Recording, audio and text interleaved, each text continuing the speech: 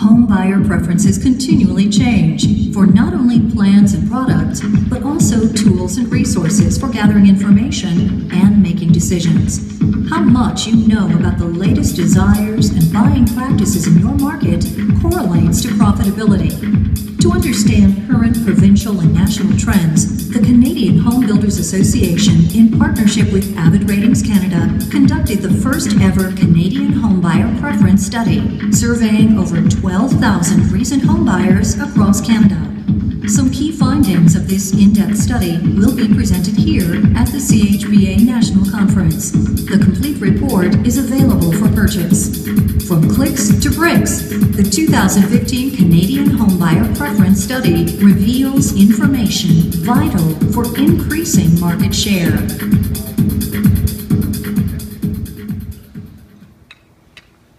So that's what we've been up to for the past year now since Whistler. And I think Miles Cohen in the National Marketing Committee meeting on Tuesday probably said it best. He said, our baby is finally born. As a result of the vision of CHBA and some very dedicated committee members, the idea of launching a Canadian Homebuyer Preference Study has gone from a line item on an agenda to actually a research study that's now been launched, executed, and is being prepared to share the results. Our entire Avid team truly values this opportunity to work in partnership with CHBA to conduct this industry-leading research. This inaugural year of the Homebuyer Preference Study, powered by Avid, saw us survey over 12,000 Canadian homeowners from coast to coast. Thank you to all the builders that participated in this first year of this study. We're looking forward to even greater participation next year, so we can really build on this critical data and provide even deeper insights to this industry. I hope that everyone can join us for the revised schedule tomorrow at 1:30 for the business session, where we'll be presenting the results and releasing some of the findings. I'm pleased that tomorrow I get to share the stage with our CEO and founder of Avid Ratings, Paul Cardis. In addition to his academic credentials, Paul also brings to the table 23 years of industry experience and is a resident statistician for our company at Avid, and a good personal friend too. Again, this research wouldn't have really come to life if it wasn't for the vision of CHBA.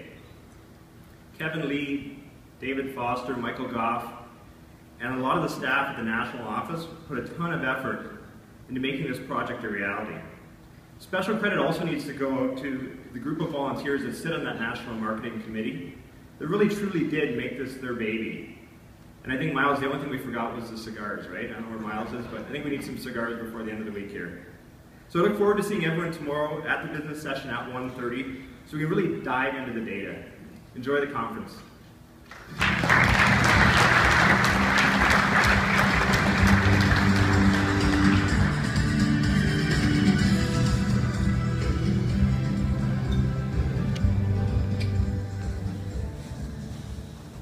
Thank you, Tim.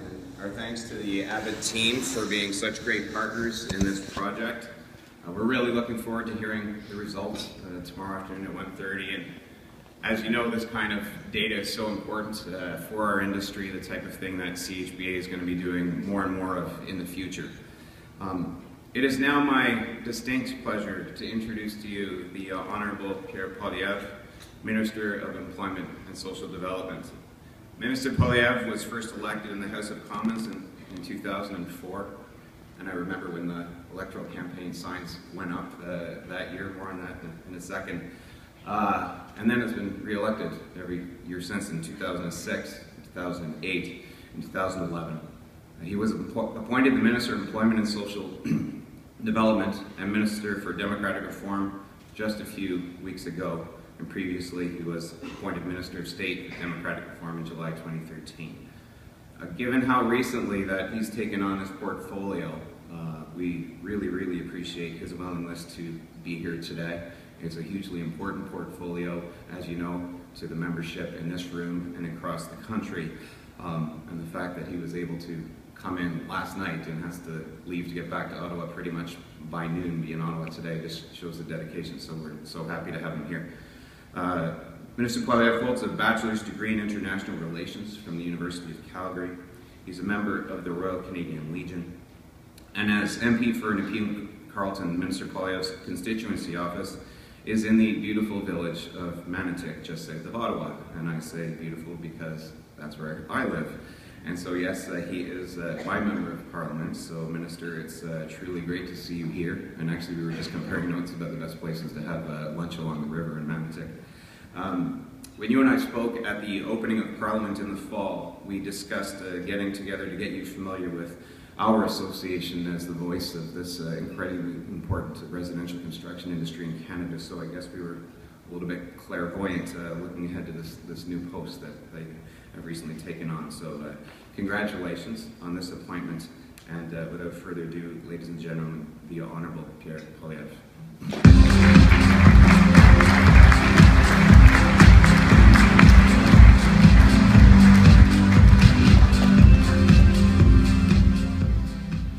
Thank you very much, Kevin. Kevin works for you.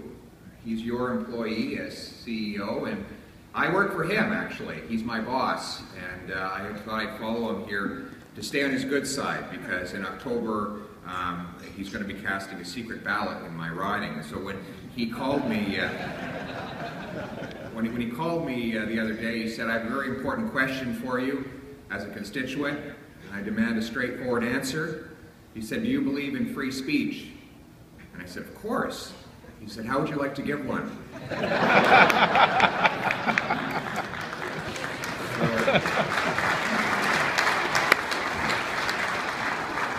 And this is actually my first speech, my first public speech as Minister of Employment and Social Development, since I was named to this portfolio. So thank you for hosting me for my inaugural address, and I promise to have you out here by dinner time.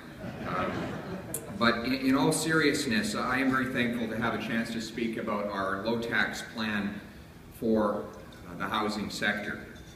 I was talking to Kevin earlier on, and he pointed out that 20% of the cost of a new home in Canada is actually the cost of government, taxes, fees, other administrative charges. And that in Markham, for example, $150,000 of the cost of a house, of a new house, is government taxes or fees. And that once again proves that when the cost of government goes up, the cost of everything else goes up. And that is why we have tried to run a low-cost, low-tax, and low-debt government in Ottawa. We have done our part at a federal level to reduce this burden. We've cut the GST from 7 to 6 to 5%, which represents tens of thousands of dollars in savings on many new home purchases. During the global recession, we brought in the home renovation tax credit, which analysts calculate generated about $4 billion in economic activity during that time. We've cut income taxes for the workers that you employ. We've cut employment insurance payroll taxes so that when you hire a worker, you pay a lower rate on your EI premiums to keep that person employed.